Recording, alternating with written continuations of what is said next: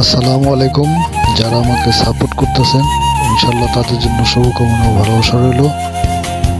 মক্কা কি মদিনা খুঁজলেই মেলে না, খুঁজিয়া দেখো আপন দিলেতে।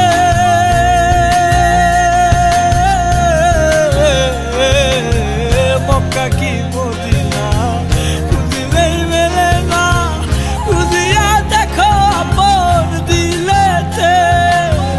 দেখিলেই ছবি পাগল হবি, দেখিলেই ছবি পাগল হবি, কোনো নিষেধ মানবে না রে।